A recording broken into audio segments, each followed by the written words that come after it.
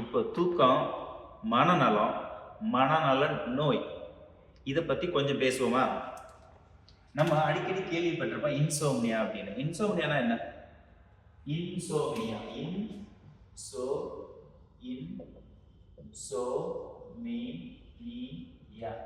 Insomnia அப்படின்னு அடிக்கடி கேள்விப்பட்டிருப்போம். அப்படின்னா என்னன்னா, இவங்களுக்கு தூக்கம் சரியா வராது. ஒரு நாளைக்கு சராசரியா மனிதன் இவ்வளவுதான் தூங்கணும்னு இருக்கும். ஆனா இவங்களுக்கு வந்து தூக்கம் சரியா வராது. அது எந்த மாதிரி தூக்கம் சரியா இல்லாம இருக்கும்? இப்போ படுக்கை போடுவோம், மனிதன் படுக்கையெல்லாம் போய் தூங்குறோம். இப்படி படுக்கை போடுவோம், இங்க வந்து தூக்கத்து போடுவோம்.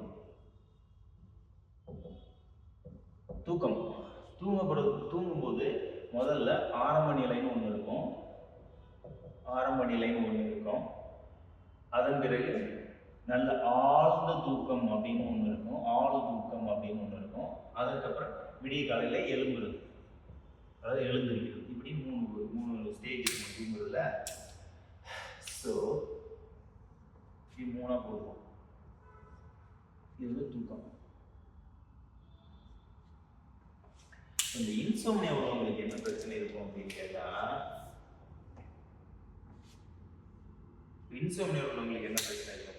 இவங்க போய் படுத்துருவாங்க. இவங்களுக்கு படுக்கிறதுல பிரச்சனையே இருக்காது. இவங்க போய் படுத்துருவாங்க. ஆனால் சரியான நேரத்தில் போய் படுத்தாலும் இவங்களுக்கு தூக்கம் வராது. எவ்வளவு நேரம் ஆகும்? இயல்பான உள்ளவங்களுக்கு ஒரு 5 to 10 நிமிஷத்துக்குள்ள தூங்கிடுவாங்க. ஆனா இவங்களுக்கு வந்து 20 to 30 நிமிஷம் ஆகியும் சரியா தூக்கம் வராது. ஒரு மாதிரி புலம்பிக்கிட்டே இருப்பாங்க. அதுக்கப்புறம் தான் ரொம்ப நேரம் கழிச்சு தூங்க ஆரம்பிப்பாங்க. இப்படி தூங்க ஆரம்பிக்கிறவங்க, தூங்கிட்டு இருக்கவங்க ஒருவேளை தூங்கிட்டு இருக்கும்போது எழுந்திருச்சாங்கன்னா, இது நிறைய பேருக்கு நடக்கும். எழுந்திருச்சிட்டாங்கன்னா திரும்ப அவங்களால தூங்குறது ரொம்ப கஷ்டம். ஒருவேளை தூங்கிட்டே இருப்பாங்க. எழுந்திருச்சிட்டாங்க அப்படின்னு கேட்டா திரும்ப தூங்குறது முடியாத காரியம். இவங்களால திரும்ப தூங்குதல் முடியாத காரியம். அதே போல அப்படியே தூங்கினவங்க விடிய காலையில ஒரு 7 மணிக்கு எந்திரிக்கணும் அப்படின்னு நினைச்சிட்டு இருக்கும் பொழுது 6 மணிக்கெல்லாம் எந்திரிச்சிருவாங்க. எப்படி எந்திரிச்சிருவாங்க? முன்னே எந்திரிச்சிருவாங்க. இப்ப இதுல இருந்து எப்படி தெரியுது? அவங்க போய் படுத்தாலும் சரியா தூக்கம் வராது. அப்படி தூங்கிட்டு இருக்கும் போது எந்திரிச்சாங்கன்னா அவங்களால திரும்ப தூங்க முடியாது. நிறைய நேரம் தூங்கணும்னு நினைச்சு தூங்குறவங்கனால தூங்க முடியாது, முன்னுமே எந்திரிச்சிருவாங்க. இந்த கண்டிஷன் உள்ளவங்க, இந்த மாதிரி உள்ளவங்களை தான் இன்சோம்னியா உள்ளவங்க அப்படின்னு சொல்லுவாங்க. இது ஒரு தொடர்ந்து ஒரு 2 மாசம் 3 மாசத்துக்கு மேல இருந்தது அப்படின்னு கேட்டாக்க இவங்க வந்து டாக்டர் கட்டாயம் பார்க்கணும், இந்த மருந்து கொடுப்பாங்க. இப்போ 2வது வகையை பார்த்தோம் அப்படின்னு கேட்டாக்க தூக்கம் கெடுதல். அது ஆங்கிலத்துல ஸ்லீப் டிப்ரைவேஷன் அப்படின்னு சொல்லுவாங்க. என்னது? தூக்கம் கெடுதல், அதாவது ஸ்லீப் டிப்ரைவேஷன். இது என்ன சொல்லுவாங்க? ஸ்லீப் டிப்ரைவேஷன் அப்படி சொல்லுவாங்க. இந்த மக்கள் என்னங்கன்னா, இது வந்து ஒரு மென்டல் கண்டிஷன் கிடையாது. இது வந்துட்டு நம்மளா ஏற்படுத்திக்கிறது. இந்த மாதிரி மக்கள் போய் படுத்தாங்கன்னா தூங்கிடுவாங்க. நல்லா படுத்த உடனே தூங்கிடுவாங்க. அதே மாதிரி இவங்களுக்கு ஆள் தூக்கத்துலேயும் பிரச்சனை இருக்காது, விடிய காலையில் எந்திரிக்கிறதுலையும் பிரச்சனை இருக்காது. எவ்வளோ நேரம் தூங்கணும்னு நினைச்சு தூங்குறாங்களோ அவ்வளோ நேரம் தூங்கிடுவாங்க, எந்திரிச்சிருவாங்க. ஆனால் இவங்களுக்கு என்ன பிரச்சனை அப்படின்னு கேட்டாங்க, சரியான நேரத்தில் போய் தூங்க மாட்டாங்க, சரியான நேரத்துக்கு படுக்கைக்கு போக மாட்டாங்க. அதனால ரொம்ப நேரம் கழிச்சு படுக்கைக்கு போகிறதுனால இவங்க குறைந்த நேரம் தான் தூங்க முடியும். உதாரணத்துக்கு பார்த்தோம்னா வாகன ஓட்டிகள், அதாவது வண்டி ஓட்டுறவங்க சரியான நேரத்துக்கு தூங்க முடியாது. இந்த ஷிஃப்ட் வேலை பார்க்குறவங்க சரியான நேரத்துக்கு தூங்க முடியாது. சரிங்களா? இது வந்து 2வது. 3வது மிக முக்கியமானது, அதை பற்றி தான் நீங்க ரொம்ப பேச போறோம். அதுக்கு பேர் என்ன அப்படின்னு கேட்டாக்க பாராசோம்னியா.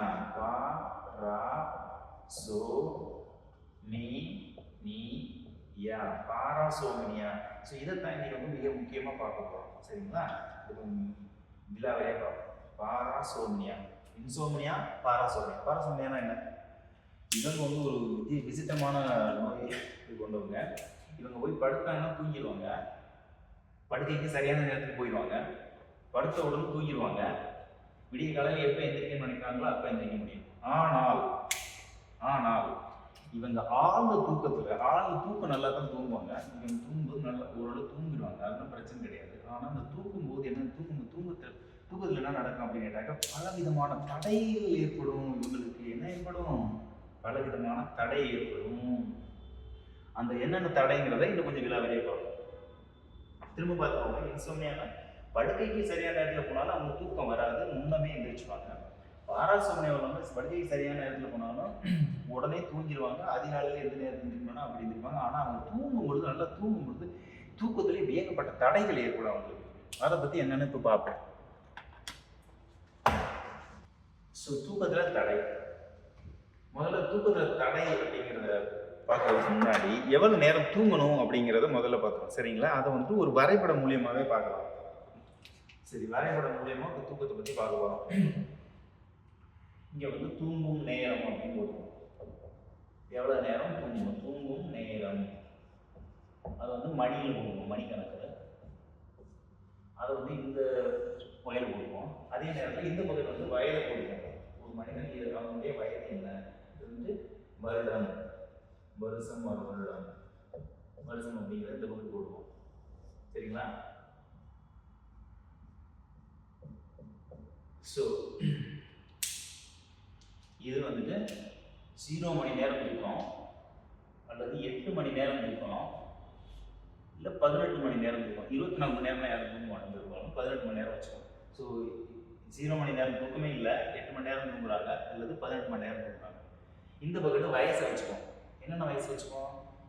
1 வயசு, 20 வயசு, 40 வயசு, 60 வயசு, 80, 100 இப்படி வயசை வச்சுக்கோம்.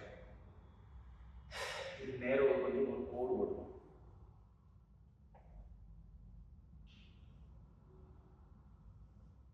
நூறு வயசு யாருக்கெல்லாம் வாழ்றது இல்லை, இருந்தாலும் போட்டு வச்சுக்கோம். ஸோ இப்படி பிரிச்சுக்கிட்டோம் அப்படின்னு கேட்டாக்க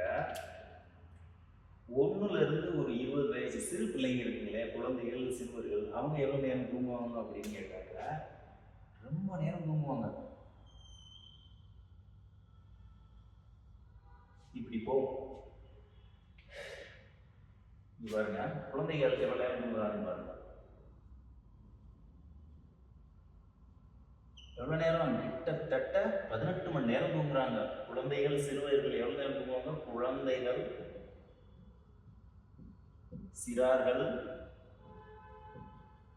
எவ்வளோ நேரம் தூங்குவாங்க? கிட்டத்தட்ட சராசரியா 9லிருந்து 18 மணி நேரம் வரைக்கும் தூங்குவாங்க. சரிங்களா? குழந்தைகள் எவ்வளோ நேரம் சொல்லுவாங்க? குழந்தைகள், சிறுவர்களும் 18 மணி நேரம் தூங்குவாங்க. அதில் ரொம்ப சின்ன பிள்ளைங்க அதிகமாக தூங்குவாங்க. அப்புறம் வயசாக கொஞ்சம் கொஞ்சமாக குறைஞ்சி ஒரு சராசரியாக 7லிருந்து 9 மணி நேரத்துக்கு வந்துடும். 20லிருந்து ஒரு 45-50 வயசு வர்ற வரைக்கும், 20லிருந்து ஒரு 45-50 வயசு வர வரைக்கும் எவ்வளோ நேரம் சராசரியாக சொல்லுவாங்க? இந்த நேரத்தில் என்ன சொல்லுவாங்க? இதை என்ன சொல்லுவாங்க? கன்னியர், காளையர், இவங்கெல்லாம் எவ்வளோ நேரம் தூங்குவாங்க? சராசரியா 7லிருந்து 9 மணி நேரம் தூங்கணும். பார்த்துக்கோங்க, 7லிருந்து 9 மணி நேரம் நம்ம தூங்கிடணும். சராசரியா ஒரு 8 மணி நேரமாவது தூங்கிடணும். வயசாக முதியோர்கள் திரும்பவும் திரும்பவும் எப்படி போவாங்க? குழந்தைகள் மாதிரி கொஞ்சம் நேரம் அதிகமாக தூங்குவாங்க. அதாவது 9 மணி நேரத்துக்கும் அதிகமாக தூங்குவாங்க. அதனால வயசானவங்க வீட்டில் இருந்தாங்கன்னா அவங்க தூங்கினாங்க, அவங்க தொந்தரவு பண்ணாதீங்க. தூங்குறது அவங்களுக்கு நல்லது தான். இன்னும் தூங்குறது நல்லது தான். ஆனால் சில வயசாக பலவித நோய்கள் வரவும் வந்துட்டு தூங்க முடியாது உடல்னால. ஒருவேளை அவங்க தூங்கினாங்கன்னா அவங்க தூங்குறதுக்கு நல்ல உதவி செய்யும். ஸோ இப்படி தான் நம்ம சராசரியாக தூங்குவோம். சரிங்களா? திரும்ப பார்த்துக்கோங்க, 20லிருந்து ஒரு 20லிருந்து ஒரு 50-60 வயசு உள்ளவங்க வந்து சராசரியாக 7லிருந்து 9 மணி நேரம் தூங்கணும். இந்த ஷிஃப்ட் வேலை உட்காந்து இதெல்லாம் குறைச்சி தான் தூங்குறீங்க. இதெல்லாம் பார்த்துக்கோங்க, இது ரொம்ப நல்லது கிடையாது. அதே நேரம் வந்துட்டு இரவில் தூங்குறதுல ரொம்ப நல்லது. இது எப்படி தூங்கணும் அப்படின்னு கேட்டாக்க தூங்கணும். இது ஒன்று எவ்வளோ நேரம் தூங்கணும் அப்படிங்கிறது ஒன்று, எப்படி தூங்கணுன்றது ஒன்று இருக்கு இல்லையா? எப்படி தூங்குறது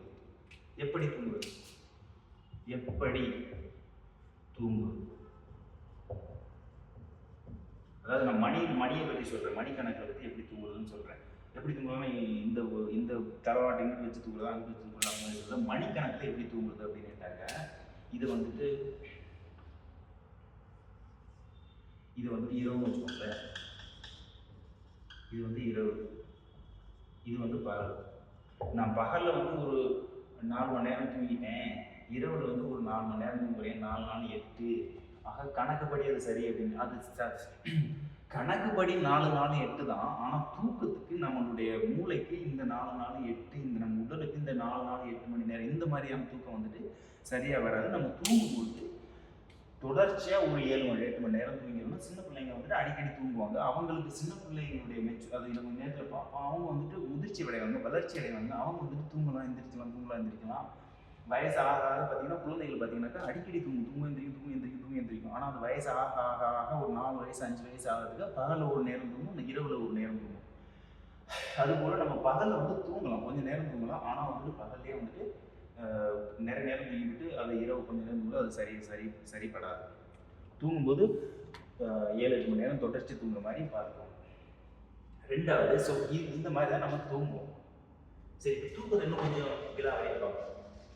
சரி, இப்போ பாராசோம்னியா. இப்போ நம்ம தூங்கும்போது பாராசோம்னியா உள்ளவங்களுக்கு நல்ல ஆள் தூக்கத்தில் தூக்கம் தடைப்படும் அப்படின்னு சொல்லணும்னா அது என்ன தடைபடுது அப்படிங்கிறத பார்ப்போம். அதுக்கு முன்னாடி நம்ம 8 மணி நேரம் தூங்குறோம் அப்படின்னா இப்போ தூக்கத்தின் வகையில் பார்த்துக்கோம், வகைப்பாடு வந்து பார்த்துக்கோம். அது வந்துட்டு மேலோட்டமாக பார்த்தோம்னாக்க தூக்கத்தின் வகைப்பாடு வந்து 2 வகையாக பிரிக்கிறாங்க. தூக்கத்தின் வகைப்பாடு தான் வகைப்படுத்துறாங்க, 2 வகையாக பிரிக்கிறாங்க. அது இப்போ கட்டம் கொடுப்போம். சரிங்களா? இது வந்து தூக்கம் 8 மணி நேரம் தூக்கம்னு வச்சுக்கோங்களேன். இந்த தூக்கத்தில் 2 வகையாக பிரிக்கிறாங்க. அதில் 75% 25%. இது வந்து 75%, இது வந்து 25%. இந்த 25% என்ன அப்படின்னாக்க ஆங்கிலத்தில் ராபிட் ஐ மூவ்மெண்ட் ஸ்லீப் அப்படின்னு சொல்லுவாங்க. என்ன movement? Rapid eye movement sleep அப்படின்னு சொல்லுவாங்க. இது என்ன சொல்லுவாங்க? REM. ஆங்கிலத்தில் ராபிட் ஐ மூவ்மெண்ட் ஸ்லீப்னு சொல்லுவாங்க. அது என்ன சொல்லுவாங்க? REM அப்படின்னு சொல்லுவாங்க. இது வந்துட்டு நான் ராபிட் ஐ மூவ்மெண்ட் ஸ்லீப் வந்துட்டு REM. இதை என்ன சொல்லுவாங்க அப்படின்னு கேட்டாக்க நான் ராபிட் ஐ மூவ்மெண்ட், நான் REM அப்படின்னு சொல்லுவாங்க. அப்படின்னா என்ன? இந்த நான் ராபிட் ஐ மூவ்மெண்ட். இப்போ ராபிட் ஐ மூவ்மெண்ட் என்ன அப்படின்னு பார்த்தா, தூங்கும் பொழுது நல்லா தூங்கிட்டு இருக்கும் பொழுது நம்மளுடைய கண் இருக்குது இல்லை, அந்த கண் வந்துட்டு இப்படி வாடுங்கிட்டு போயிட்டே இருக்கு. ரேப்பிடாக அந்த கை இந்த ஐ வந்துட்டு மூவ் ஆகிட்டே இருக்கு. ரேப்பிடாக அந்த கண்கள் வந்து மூவ் ஆகிட்டே இருக்கும். இதனால தான் இந்த பேர் ரேப்பிட் ஐ மூவ்மெண்ட் அப்படின்னு சொல்லுவாங்க. இது நடக்கும்பொழுது உடலில் என்ன நடக்கும் அப்படிங்கிறத பேசுவோம். உடலில் என்ன நடக்கும் அப்படின்னு கேட்டாக்க, இது நடக்கும்போது மசில் அட்டோனியா அப்படின்னு சொல்லுவாங்க. அப்படின்னா என்னன்னா, டோட்டலாக நம்ம பாடியில் எல்லா சதையும் பேரலைஸ் ஆகிடும். பேரலைஸ் ஆனால் எந்த செயலும் செய்ய முடியாமல் அப்படியே அசைவு இல்லாமல் கிடக்கும். சரிங்களா? அகைன் ராபிட் ஐ மூவ்மெண்ட்ல என்ன நடக்கும்? கண் வந்து ரொம்ப அதிகமாக மூவ் ஆகிக்கிட்டே இருக்கும். நம்மளுடைய சதைகள் எல்லாமே வந்துட்டு செயலிழந்து போய் சும்மா கிடக்கும். ஆனால் அதே நேரத்தில் ஆண்களுக்கும் பெண்களுக்கும் உடல் உறுப்புகள் மட்டும் ஒரு எரக்டைல் ஸ்டேஜுக்கு போயிடும். எரக்டைல்னா என்ன சொல்லணும்னா, ஒரு உடல் உறவு இருக்கும் இல்லையா, அந்த மாதிரி ஒரு நிலைமையில இருக்கும். ஆனால் உடல் உறவுக்கான தயார்படுத்திக்கிறது இல்லை, அது இயல்பாகவே அப்படி நடக்குது. அது ஏன்னு இன்னும் தெரியலை. இப்போ உதாரணத்துக்கு சொல்லணும்னு வச்சுக்கோங்களேன், உங்கள் வீட்டில் குழந்தைகள் ஆம்பளை குழந்தை இருக்கும், எல்லா வீட்லையும் பெரும்பாலும் இருக்கும். பார்த்தீங்கன்னாக்கா அந்த பிள்ளை நல்லா தூங்கிட்டு இருக்க பையன் வந்துட்டு திடீர்னு அவனுக்கு ஆண் உறுப்பு வந்து இப்படி வந்து அப்புறம் சொல்றோன்னு மூத்திரம் பெய்வான். அந்த ஆண் உறுப்பு எப்படி இருக்கும்? இப்படி தூக்கிட்டு நிற்கும். அப்போ வந்து அந்த பையனுக்கு வந்து உடல் உள்ள ஆர்வம் இருக்குன்னு நினைக்கிறீங்களா? இல்லை. அப்போ என்ன நடக்குது அப்படின்னு கேட்டாங்க, அந்த ஆள் தூக்கத்தில் கண் இப்படி ஆடிட்டு இருக்கும்போது உடலில் சதையெல்லாம் செயலிழந்த போது இந்த ஒரு மூமெண்ட் மட்டும் உடலில் இருக்கும். அதே மாதிரி தான் பெண்களுக்கும் அந்த நேரத்தில் அது வந்துட்டு அறிவியல் பூர்வமாக அது வந்துட்டு நிரூபிச்சிருக்காங்க. இது வந்துட்டு ராபிட் ஐ மூமெண்ட். இந்த நான் ராபிட் ஐ மூமெண்ட் என்ன அப்படின்னு கேட்டாக்கா, இது ஒரு தூக்கம், ஆனால் கண் மட்டும் இப்படி ஓடும். கண் என்ன அது இப்படி ஓடாமல் நல்லா தூங்கிட்டு இருக்கும். ஸோ இதுதான் வந்துட்டு தூக்கத்தினுடைய 2 மிகப்பெரிய வகை. மேலோட்டமாக பார்த்தோம்னா உள்ள நிறைய கிளைகள்லாம் இருக்குது, அதை நம்ம பார்க்கலாம். இப்போ இது மட்டும் தெரிஞ்சுக்கணும். நான் rapid eye moment sleep, rapid eye moment sleep, இப்படி 2 வகை இருக்குது. சரி, இந்த 2 வகை தான் இருக்குது. இதை வந்துட்டு இன்னும் நல்லா விலாவரியாக பார்ப்போம். என்ன பார்த்தா 2 வகை பார்ப்போம், ராபிட் ஐ மூமெண்ட், நான் ராபிட் ஐ மூமெண்ட். ஸோ அதை மட்டும் வரைஞ்சி வச்சுக்கோங்க.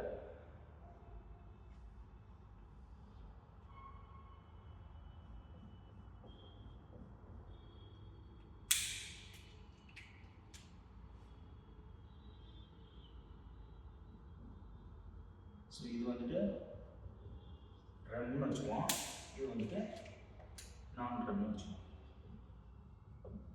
இப்போ நம்ம தூங்குறோம், என்ன பண்ண போகிறோம்? தூங்க போகிறோம். எத்தனை மணி நேரம் தூங்குவோம்? 8 மணி நேரம் தூங்குவோம். இப்போது இதை வந்து இப்படி ஒரு நேரத்தை வச்சுக்கோம், நேரத்தை போடுவோம். இது வந்துட்டு விடிய நைட் இரவு வந்துட்டு இரவு 10 மணி, இரவு 10 மணி. இது வந்துட்டு அதிகாலை 6 மணி இப்படின்னு வச்சுக்கோங்க. இப்போ இந்த நான் ரேபிட் ஐ மூமெண்ட் ஸ்லீப்பும் ரெம் ஸ்லீப்பும் ஒரே நேரத்தில் எழுபது நடக்குதுரா, என்ஆர்இ இவ்வளவு அப்புறம் ரெம் இவ்வளவு, அப்படி கிடையாது. இந்த மொத்தம் இவ்வளவு நேரத்துக்கு தூங்கும் பொழுது என்ன நடக்கும் அப்படின்னு கேட்டாக்க, முதல்ல இப்படி நடக்கும், ரேபிட் ஐ மூமெண்ட் ஸ்லீப் கொஞ்சம் நேரம் நடக்கும். அது நடந்தது கொஞ்சம் நேரத்தில் என்ன ஆகும் அப்படின்னு கேட்டாக்க ரெம் வந்து நடக்கும், இப்படி ரெம் நடக்கும்.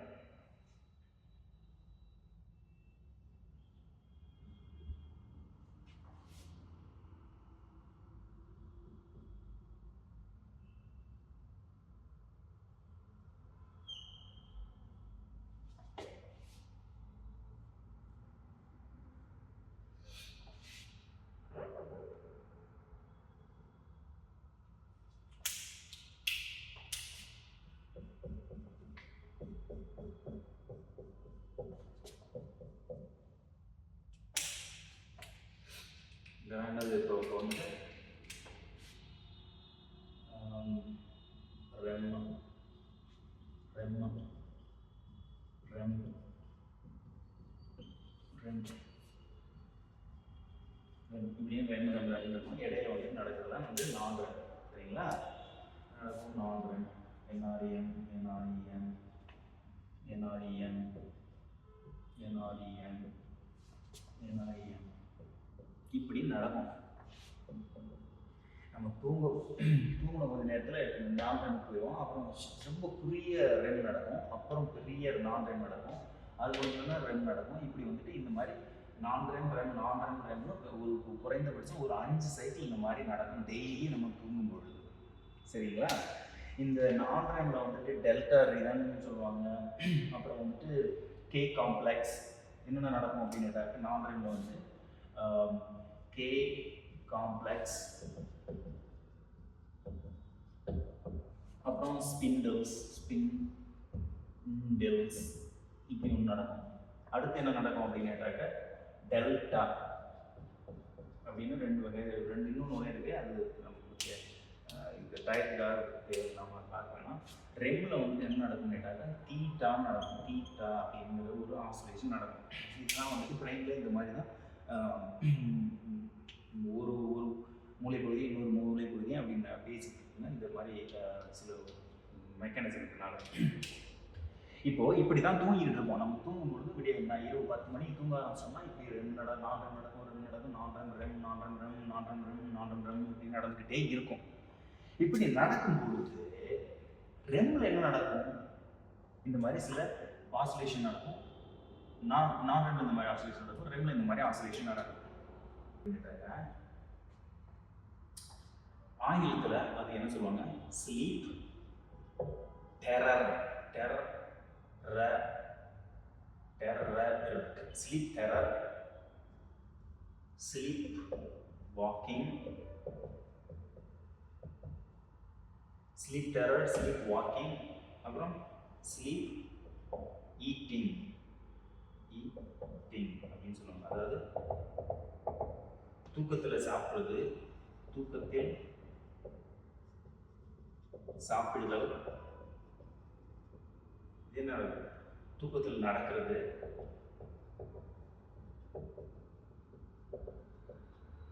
தூக்கத்தில் பயணம்.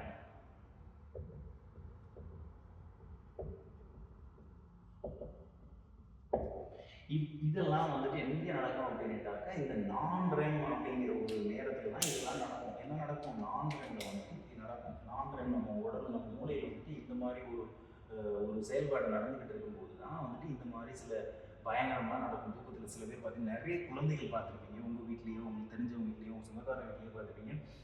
நல்லா தூங்கிட்டு இருக்கும்போதே குழந்தை ஒரு இடத்துல படுத்து கொண்டிருக்கும், அதை எந்திரிச்சு இன்னொரு இடத்துல போயிடும். எங்கள் வீட்லேயும் ஒரு பொண்ணு இருக்கு, அந்த மாதிரி தூங்கிட்டு இருக்கும்போது எந்திரிச்சு நடந்து இன்னொரு இடத்துக்கு போயிடுவாங்க. இதுக்கு பேர் வந்து தூக்கத்தில் தூக்கத்தில் நடக்கிறதுன்னு சொல்லுவோம். சில பேர் வந்துட்டு இந்த தூங்கிட்டு இருக்கும்போதே பாதி நேரத்தில் எந்திரிச்சு போய் சாப்பிடுவாங்க. இது வந்து தூக்கத்தில் சாப்பிடுவோம்.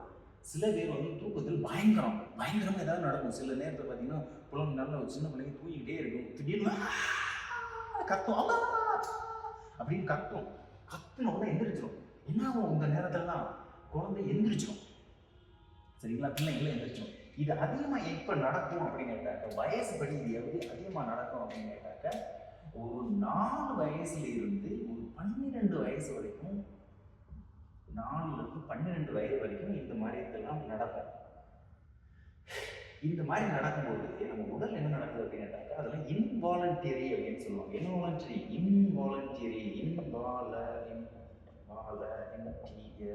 அப்படின்னு சொல்லுவாங்க. இதெல்லாம் என்ன இன்வாலண்டரி எல்லாம் நடக்கும். இதெல்லாம் நடக்குது.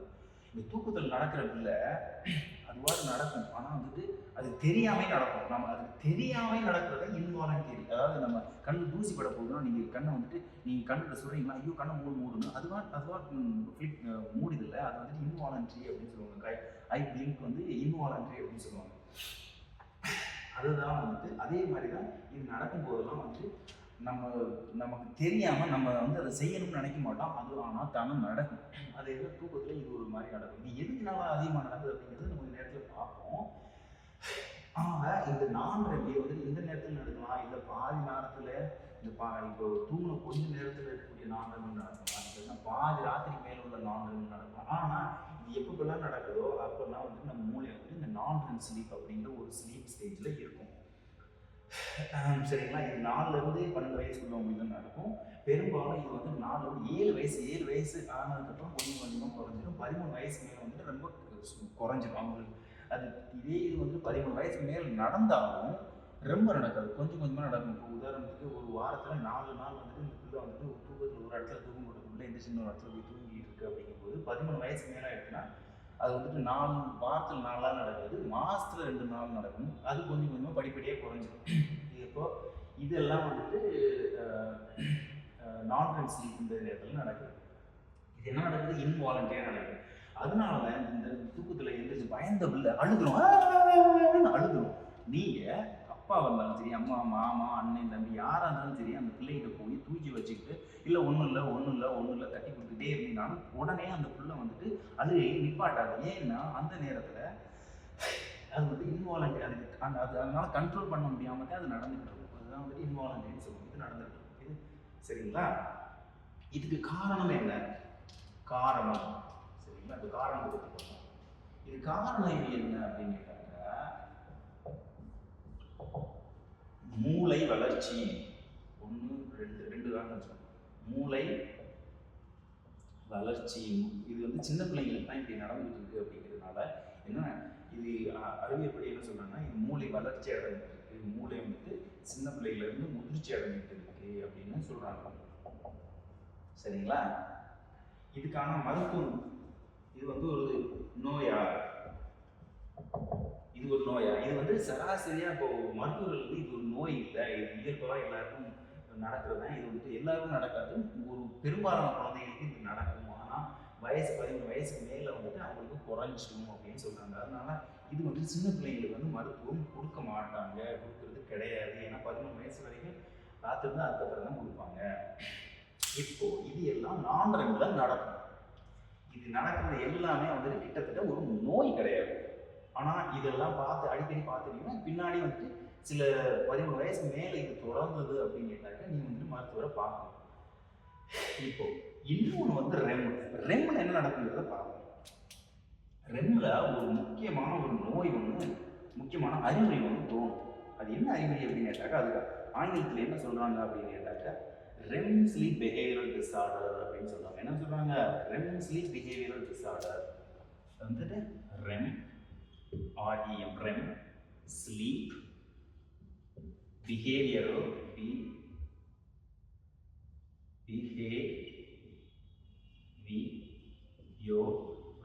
REM sleep behavioral disorder அப்படின்னு சொல்றாங்க. என்ன சொல்றாங்க, REM sleep behavioral disorder அப்படின்னு சொல்றாங்க. நம்ம முன்னாடி என்ன பார்த்தோம் ஞாபகப்படுத்துங்க பார்ப்போம். ரெம் ஸ்லீப் நடக்கும்பொழுது ரெம்னா ரேப்பிட் ஐ மூவ்மெண்ட், ரேப்பிடாக நம்ம கண் மூவ் ஆகும். அந்த நேரத்தில் என்ன ஆகும், நம்மளுடைய சதைகள் எல்லாம் என்ன ஆகும், பேரலைஸ் ஆகிடும். பேரலைஸ் நடக்கும், சதைகள் எல்லாம் செயலிழந்து போய் கிடக்கும். செயலிழந்து சதைகள் எல்லாம் செயலிழந்து போய் கிடக்கும். ஆனால் இந்த ரெம் ஸ்லீப் பிஹேவியர் டிஸார்டர் உள்ளவங்க அது எப்படி எவ்வளோ பேருக்கு இருக்குது அப்படின்னு ஒரு அறிவியல் ஆராய்ச்சி என்ன சொல்லுது அப்படின்னு கேட்டாங்க, சராசரியாக ஒரு 1-2% பேருக்கு இருக்குது அப்படிங்கிறாங்க. நீங்கள் வந்துட்டு தெருவில் போயிட்டு இருக்கும்போது ஒரு 100 பேரை பார்த்தீங்கன்னா அதில் 100ல் ஒருத்தங்களுக்கு இல்லை 1-2 பேருக்கு இந்த நோய் இருக்கிறதுக்கான வாய்ப்புகள் இருக்குது அப்படின்னு சொல்கிறாங்க. இது வந்துட்டு ப்ரீவேலன்ட்னு சொல்கிறாங்க. அப்போ ஜெனரல் பாப்புலேஷன் வந்து ஒரு 1-2% பேருக்கு இந்த நோய் இருக்குது. சரிங்களா? இந்த நோய் உள்ளவங்க என்ன பண்ணுவாங்க அப்படின்னு கேட்டாக்க, முக்கால்வாசி உங்களுக்கு தெரிஞ்சவங்க, உங்கள் வீட்டில் உள்ளவங்க யாருக்காவது இது வந்து உங்களுக்கு நடந்துடும். அது என்னென்ன அறிகுறி அப்படின்னு கேட்டாக்க, நல்லா தூங்கும் பொழுது, திரும்ப ஞாபகம் வச்சுக்கோங்க, ரெம் ஸ்லீப் நடக்கும் பொழுது நம்மளுடைய மசில்ஸ் எல்லாமே வந்துட்டு பேரலைஸ் ஆகி கிடக்கும். பேரலைஸ்னா என்ன, எந்த அசைவும் பண்ண முடியாமல் கிடக்கும். அதுதான் வந்துட்டு மசில் அட்டோனியா, மசில் பேரலைசிஸ், மசில் அட்டோனியா அப்படின்னு சொல்லுவாங்க இந்த ரெம் ஸ்லீப் நடக்கும்போது. ஆனால் இந்த நோய் உள்ளவங்க என்ன பண்ணுவாங்க அப்படின்னு கேட்டாங்க, அவங்க கண்ணு வந்து சுத்தமாக மூடி இருக்கும். என்ன பண்ணுவாங்க, அவங்க கண்ணை சுத்தமாக மூடி இருப்பாங்க. உள்ளுக்குள்ளே கண்ணு ஆடிட்டு இருக்கும், ஆனால் கண்ணு மூடி இருப்பாங்க. கண்ணை திறந்து செயல்பட மாட்டாங்க. ஆனால் என்ன பண்ணுவாங்க, உளறுவாங்கல், உளறல், கத்தல், உளறல், கத்தல், அப்புறம் வேற என்ன, உதைத்தல். சில பேர் என்ன பண்ணுவாங்க, உதைத்தல். இதெல்லாம் எதனால நடக்குது? சில பேர் உளறிட்டு இருப்பாங்க, நல்லா தூங்கிட்டு இருக்கும்போது வேற உணர்வாங்க. சில பேர் கத்துவாங்க, சில பேர் வந்து உதைவாங்க, எத்தி விடுவாங்க. ஆனால் படுக்கையை விட்டு எந்திரிக்க மாட்டாங்க. இதெல்லாம் படுத்துக்கிட்டே செய்வாங்க. இது எல்லாம் படுத்துக்கிட்டே இப்படி பண்ணுவாங்க. சில நேரம் அவங்க படுத்து அப்படியே தூங்கி எந்திரிச்சு கீழே விழுந்துடுவாங்க. சரிங்களா? இதெல்லாம் படுத்துக்கிட்டே நடக்கும். இதுக்கு மிகப்பெரிய வித்தியாசம் பாருங்க. இது வந்துட்டு தூக்கத்தில் பயங்கரம். அவங்க எந்திரிச்சுவாங்க, கத்தி எந்திரிச்சுவாங்க, இது எந்திரிச்சு நடப்பாங்க, இது எந்திரிச்சு போய் சாப்பிடுவாங்க.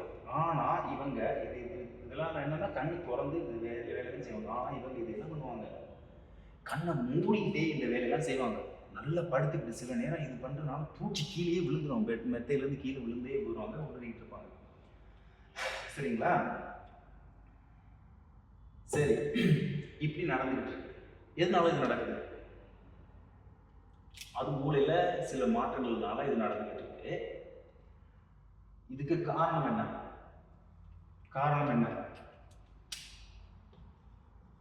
இதுக்கு காரணம் என்ன? இது ஒரு நோயா? இதுக்கு மருத்துவம் என்ன?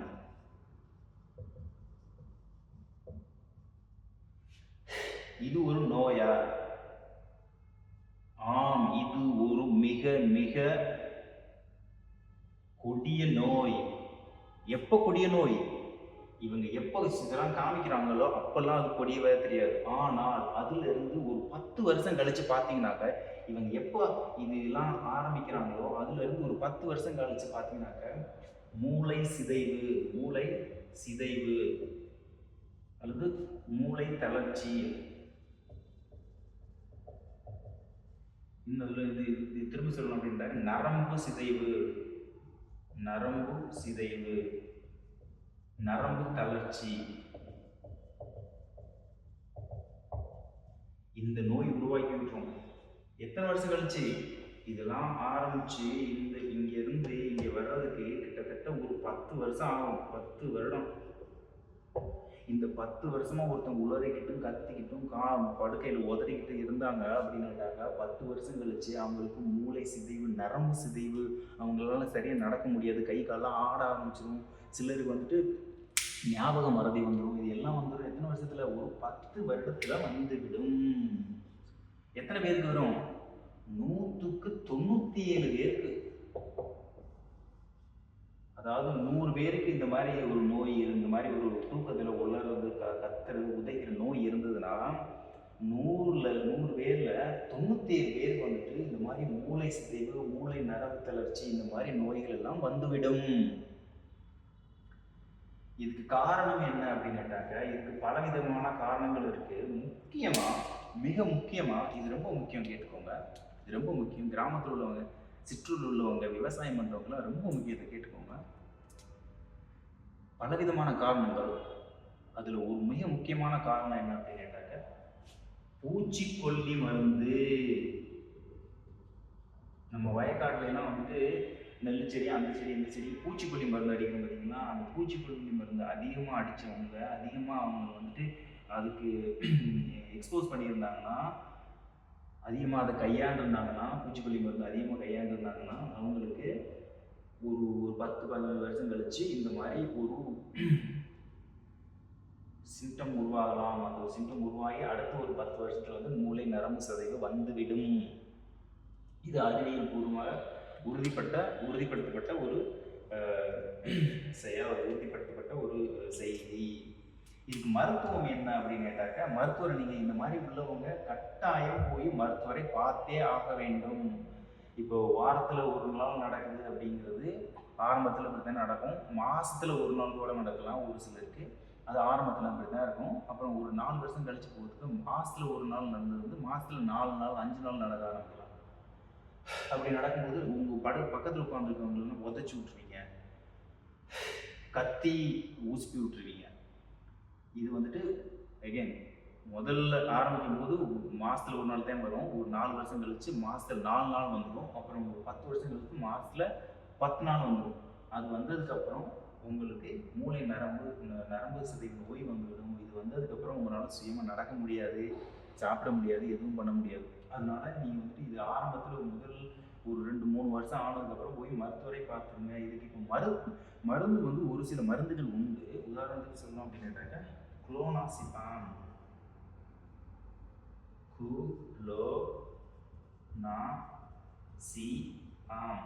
குளோனாசிபாம் அப்படின்ற ஒரு மருந்து கொடுத்துட்டு இருக்காங்க. இந்த மருந்து வந்து கொடுத்தா இந்த ஆரம்பத்திலே கொடுத்தாக்க கொஞ்சம், அதாவது இந்த இந்த நோய் வர்றதை வந்துட்டு ஒரு 10 வருஷத்துல வர்றதுங்கிறது வந்து ஒரு தள்ளி போய் ஒரு 15 வருஷம் 16 வருஷத்துல வரும். வந்தே ஆகும், ஆனால் வந்து கொஞ்சம் தள்ளி போகும்.